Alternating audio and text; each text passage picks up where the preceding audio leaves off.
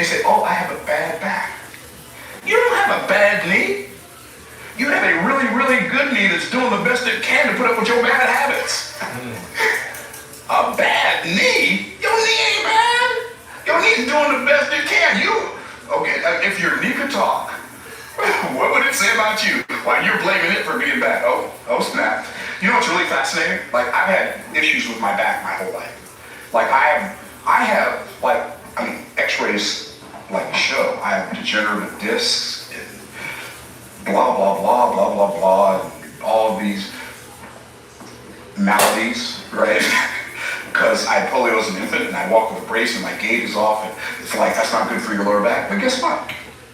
I have virtually no residual acute systemic pain in my body. Now, yeah, sometimes my back locks up, but it hasn't recently, not since I've been consistent and intense about working out. So I do back exercises every day. I do back exercises, and guess what happens? See, your body knows how to compensate for what's missing in your body. You don't even have to tell it to do it. All you have to do is tell it to do something. And guess what? I do these back exercises, and my back, which is a naturally weakened part of me, becomes stronger, and the muscles will compensate for the misalignment in bone structure. Wow. I'm not making that up, am I? You're a doctor, okay? I'm telling the truth, okay? I just want to make sure. Check with the doctor now.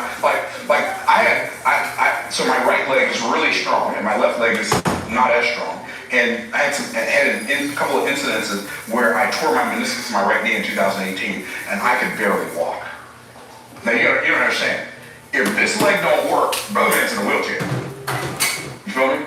So this leg, this is the foundation, and it was jacked up. And so I did something that I did with it. Anyway. I got meniscus scraping surgery, which is I wouldn't, if I knew what I know now, I wouldn't have done that. But I also got stem cell injections back in 2018, which worked really, really well. And now, like, I've got almost like full extension and almost full flexion in that knee. And I have no pain in my knee. But you know what? At least three times a week, I do 1 minute squats with a 50-pound weighted vest. And then I do 3 sets of assisted squats on my tonal with like 10 to 14 reps, depending on how many I get in 30 seconds. So, why do I do that? I make my body work. Why? So that when I need it to work, it knows how. But if we retire because, well, I deserve not to work anymore, what does that even mean? Right? Then we have a drop in discipline, and we start losing like the motivation and the reason to like find something. Who wants to live to be 100? Who'd like to live to be 100 and healthy? Not just live to be 100 and be like people like dragging you around like Weekend at Bernie's, right? No, but you want to live to be 100 and healthy, right? Find something, figure out something you want to do with vim and vigor at 100, and envision that every day while you're working out. And work out for that reason. Like I don't work out because I want to have big biceps. I already have big biceps. I mean, what have you ever in your life seen anything? No, I'm just kidding. That's not why I work out. I don't work out because I want to have big biceps. I don't work out because I want to have shoulder rollers. That's what my coach says. I'm like, yeah. He's like, shoulder rollers. Come on, let's go, shoulder rollers. Like, I work out because I want shoulder rollers. I do like the idea of shoulder rollers, but that's not what I'm doing. I'm doing it because I have a great desire for this body to serve me into my 100s. And so guess what? I act as if that's real right now while I'm 36 years away from 100. Like, get a vision for your future and don't have a drop in your discipline. Okay. I don't know if we're ready for this. Disconnection of daily relationships. When you leave the workplace, now you have fewer people to interact with. And God is not right about heaven and wrong about this. It is not good for man to be alone. People need people. Even people who don't like people need people. And so what happens is you leave the workplace and now you have nobody to interact with. You should interact with the people at work, right? Because, like,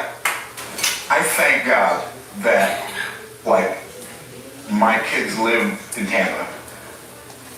I thank God that my daughter lives right around the corner from me. And we had a family mastermind call last night.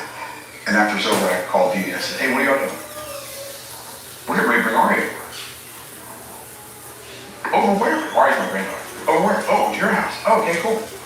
So, how can I not be excited by that, right?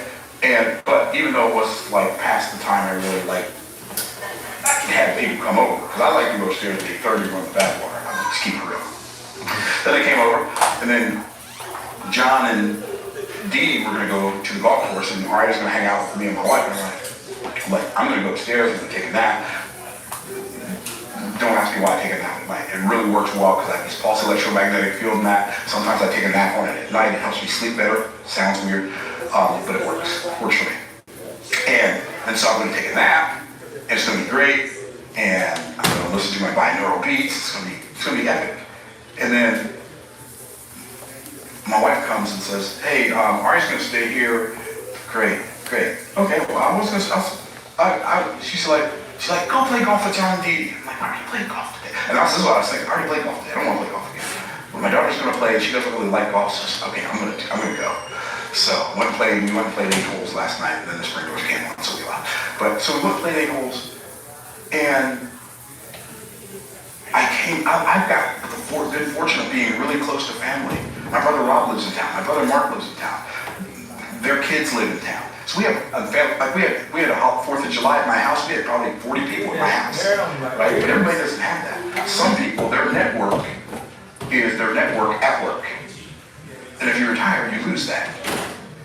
And then you start being disconnected from people. Then you start wondering if people like you. Then you start wondering if your life matters. Then it just creates all kinds of negative impacts that we like. I'm just talking like I'm going to give you a viable alternative to retirement that's really way more fun, way better, way more profitable, way more exciting here in a minute. So that was number 5. Number 6, disruption in domestic dynamics. Unrealistic expectations at home can create tension with the spouse and family. Retiring, now the person who only had to deal with you a couple of hours a day, now they got to put up with you all day long. Go do something. I don't care what you do. You got to get up out of here. Can I get away with this? Right? It's like, I love you, but I want to love you in smaller doses. Right? Y'all know what I'm talking about? Now, if you and your spouse spend all day together and y'all work together, that's fine. But the reality is, like, I actually can hang out with my wife all day. I don't think she can hang out with me all day because I'm a lot. I'm keeping it. I'm a lot. Oh, I'm a lot. Trust me, I'm a lot. I always have an idea. I always have something great I want to do. I always have, hey, let's do this. Hey, let's do that. You be like, bro, go. Okay. So we are going to take a vacation. My wife and I, we're going to take a month of vacation for our 40th anniversary. We're leaving August 24th. We're not coming back till September 25th.